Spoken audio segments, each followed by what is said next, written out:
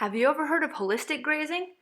Well, be confused because it's also called regenerative grazing, mild grazing, intensive grazing, or managed grazing.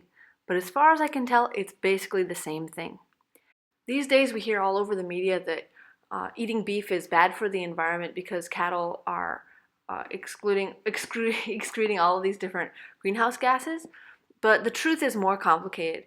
In this picture, it says it's not the cow, it's the how, and I think that's a really profound way of saying it. The grazing the cattle isn't the problem; it's the way that they're being grazed.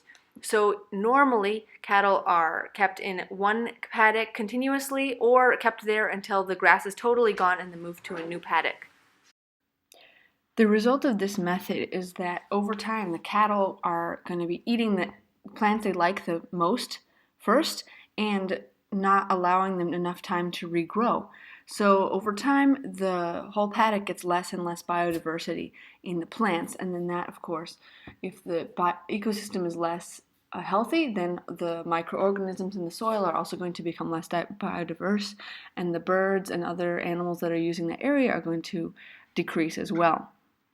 On the other hand, if you move cattle in this second picture method, managed grazing method, where you move cattle once a day or twice a day and have enough paddocks that maybe it takes a month or maybe 60 days or maybe 180 days before the cattle come back to the first paddock again, then the result that people are finding is that biodiversity greatly increases, giving enough time for the grass to totally regrow.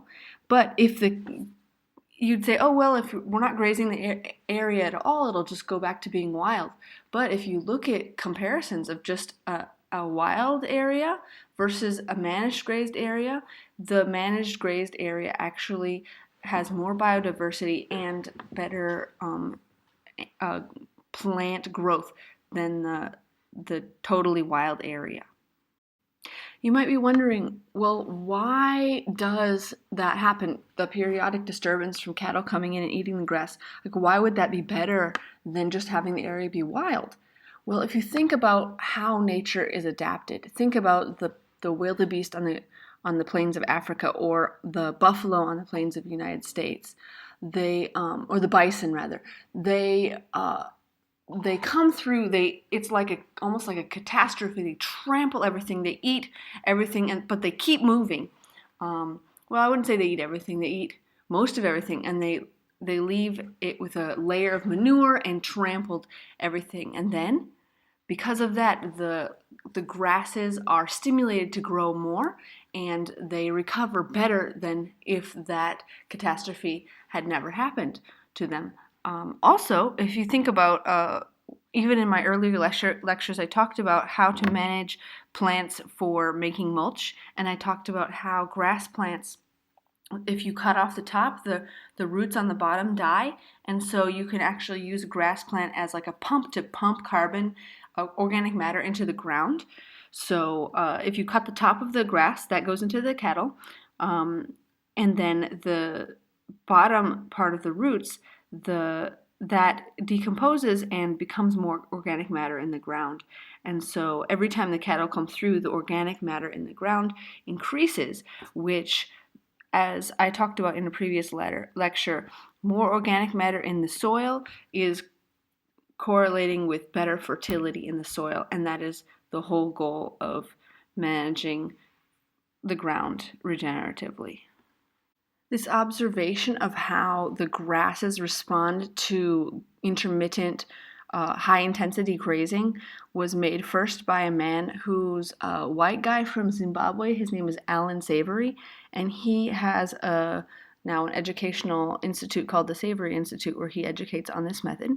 What's really interesting is I Googled this man's name to find out more about him, and the first thing that pops up is a hit piece on him by the Sierra Club.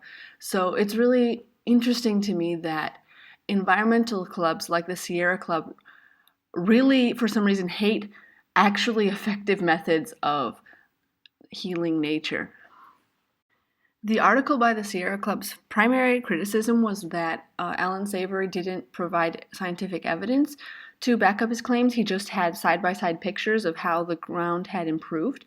However, there are these days, there's a movement called Carbon Cowboys, which has a lot of videos online where they are now getting data that show that regenerative grazing methods or holistic grazing methods are in fact very effective in increasing biodiversity and increasing soil carbon content. So here is a side-by-side comparison of photos which are allegedly taken on the same day on adjacent properties. The claim is that the lush ones use regenerative grazing while the dry ones use conventional grazing.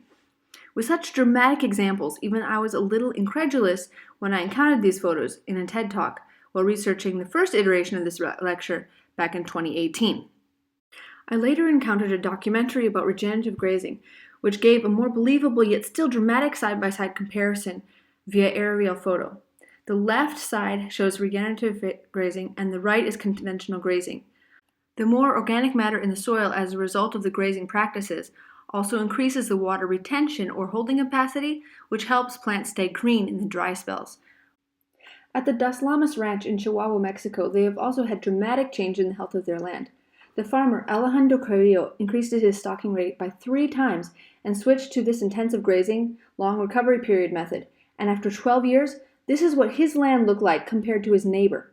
Talk about improving the microclimate. Now, this may all be well and good for places without a harsh winter, such as Mexico. But what about the rest of us?